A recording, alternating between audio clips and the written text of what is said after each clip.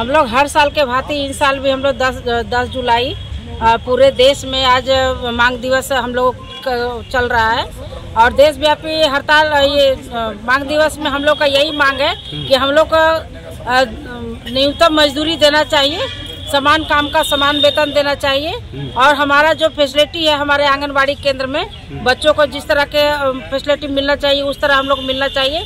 हम लोग इसीलिए आंदोलन में उतरते हैं कि हम लोगों का मांग हम लोग को पूरा होना चाहिए।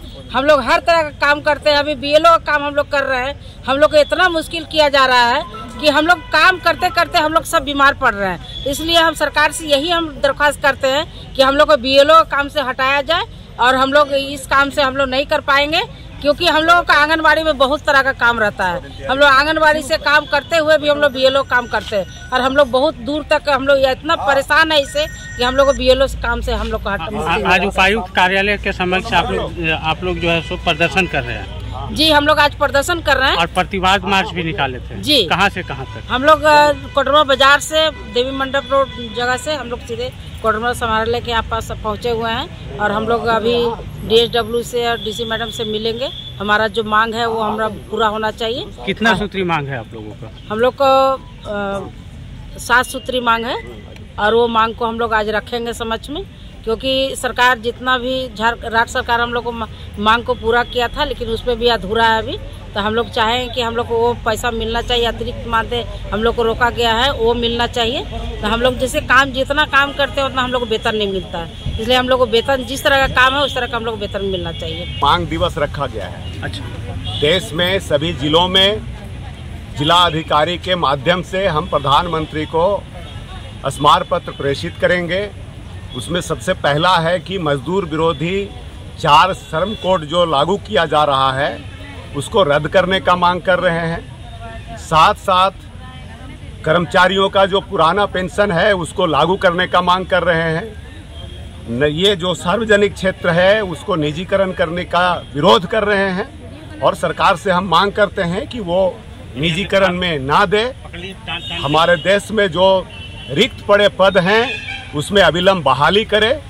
न्यूनतम वेतन सभी कर्मचारियों को 26,000 कम से कम करे, इसलिए कि ये मांग हमारा सिर्फ नहीं है।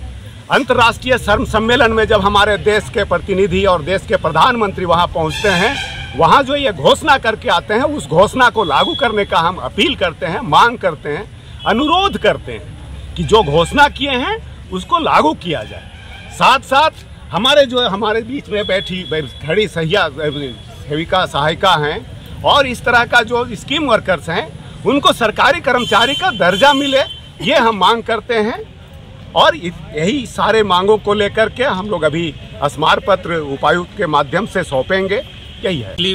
मोदी सरकार जो थी उसने कोरोना काल में जो है वो मजदूर विरोधी लेबर कोड लाया था जिसके अंदर जो है लोगों को हड़ताल करने का अधिकार, धरना का अधिकार, सरकार के खिलाफ बोलने का अधिकार, ये सारे अधिकार जो है उससे खत्म हो जाएगा। इसलिए वो जो लेबर कोड है, 4 लेबर कोड है, उसको अविलंब वापस लिया जाना चाहिए। और देश का मजदूर वर्ग ने इस मोदी सरकार को एक बड़ा झटका दिया है क्योंकि बहुमत नहीं आया है, उसमें मजदूरों का एक बहुत बड़ा रोल है। अगर आने वाले दिनों में जो मजदूरों की मांग है, लेबर कोड को वापस लेना, न्यूनतम वेतन 26,000 करना, जो तमाम सार्वजनिक संस्थाओं का रेल हो, बैंक हो, बीमा हो, स्टील हो, इसका जो धड़ल्ले से निजीकरण हो रहा है और देश के अंदर जो बेरोजगारी बढ़ रही है उस पर अगर रोक नहीं लगेगी और जिस प्रकार से लोग महंगाई बढ़ गई है, महंगाई में चाहे वो सब्जी का दाम हो, मसाले का दाम हो, चावल दाल हो, हर चीज़ों का दाम जिस प्रकार से आसमान छू लिया है और लोगों का, आम आदमी, नौकरी पेशा से लेकर मजदूर वर्ग तक का जीना मुश्किल हो गया है। अगर ये सरकार ये तमाम चीज़ों पर विचार नहीं करेगी तो ये CITU और तमाम CITU से जुड़े हुए यूनियन जो है आने वाले दिनों में उग्र आंदोलन के लिए बाध्य होगी और ये आंदोलन तब तक चलेगा। मोदी सरकार को एक धक्का दिए हैं, आने वाले दिनों में इस सरकार को उखाड़ फेंकेगा ये मजदूर वर्ग।